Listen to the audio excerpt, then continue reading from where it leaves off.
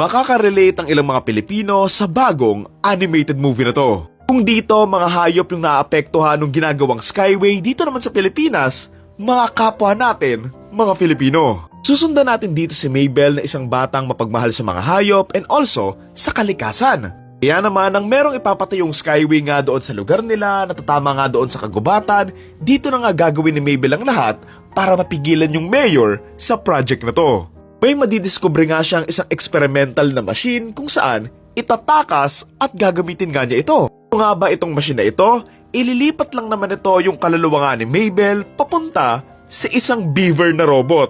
Oo, yung beaver na hayop. Dito na nga siya magpapanggap na isang tunay nga na beaver kasama nga yung ibang mga hayop kung saan hihingi nga siya ng tulong para iligtas yung bahay nila na mauuwi nga sa marami pang magulo.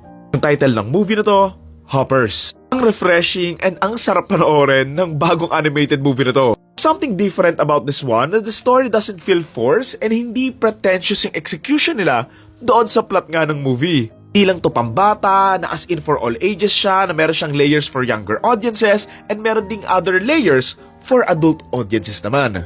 Kala mo yon, ang ganda ng pagkakakwento nila dito kasi kahit na seryoso nga yung ibang parts nga ng story, kung bakit to lahat nangyayari in the first place, ang nagustuhan ko dito, na-explain nila to ng maayos in a very easy to consume without downplaying yung conflict nga na pinasok nila. Ngayon, while watching this film, hindi ko maiwasang ikumpara or mapansin nga yung similarities ng issue dito na naging issue na nga rin dito sa bansa natin eh. Dito sa Hoppers, yung issue nila, masisira nga yung kagubatan and yung mga hayop nga mawawalan nga sila ng tirahan dahil nga sa isang Skyway. And dito naman sa Pilipinas, yung mga naapektuhan ng sandamakmak na mga Skyway ay yung ilang mga Filipino na nakatira sa tatayuan nga ng mismong Skyway. Kaya same with the film, you could say na may silbi, paggagamitan rin naman talaga yung Skyway, pero it's just sad na just to achieve this thing, may ilang mga taong mawawalan nga ng tirahan or malilipat nga ng bahay dahil nga itatayo sa bahay nila yung isang malaking poste or pundasyon ng Skyway.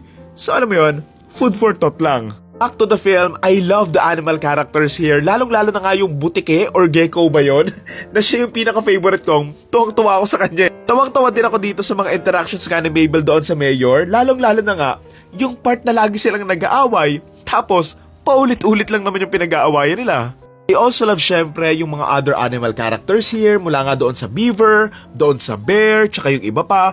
And I like yung detail na iba yung itsura nila sa perspective ng mga tao kumpara sa itsura nila kapag sa perspective nga ng kapwa nila mga hayop. I love the message of the film that it's about greedy corporations or governments nga na sinisira nga yung kalikasan para sa mga projects na may mga tao or hayop ngang maapektuhan na doon naman talaga nakatira in the first place. Nakita nga dito kung gaano nga yung ibang people in power are just doing things para pabuhin nga yung pangalan nila or for their own benefit rather than making the actual world a better place. Alam mo yon? Ayun, tawang-tawa din pala ako dito doon sa part na aksidenteng nategi nga ni Mabel yung butterfly ba yon? Basta, yung napisat niya na parang lamok. I love the chaos from this film na ang daming nangyayari na I would admit medyo all over the place pero narating naman din nila yung dulo. Puro ayun lang talaga, yung third act niya, papunta nga doon sa may ending, parang hindi lang talaga niya sobrang na-close yung mismong kwento or plot, if you know what I mean. Something lang din talaga sa pacing and flow nga ng story na it's just adding and adding happenings nga in the story rather than focusing on the main plot and doon na sana nga siya nagbabranch out para alam mo yon, mas smooth lang sana yung flow ng story. Sobrang random lang din pala na merong na-inventong machine nga itong teacher na to doon sa school nila na ganito ka-advance. Pero sige, okay lang yan. Anyway, lastly, natawa din pala ako dito nung nagsabi silang magpapadala sila ng apex predator na iniisip ko pa noong una, ano ipapadala nila? Tigre, lion, or yung bear? Pero ayun, nagulat lang ako na pating yung pinadala nila. Also pala yung pond rule, nagustuhan ko yon kasi it makes some parts realistic lang na at the end of the day, magme-make sense yung food chain pa rin nila kahit na pinakita na magkakaibigan and nagkakausap nga silang lahat. Di ba sa Pokemon hindi naman to diniscuss, so basically sa Pokemon world, ang kinakain din nila, mga Pokemon kasi wala naman atang ibang hayop dun eh, yung mga Pokemon eh. So ayun lang din, so basically na-explain nila na wala, kailangan kumain eh.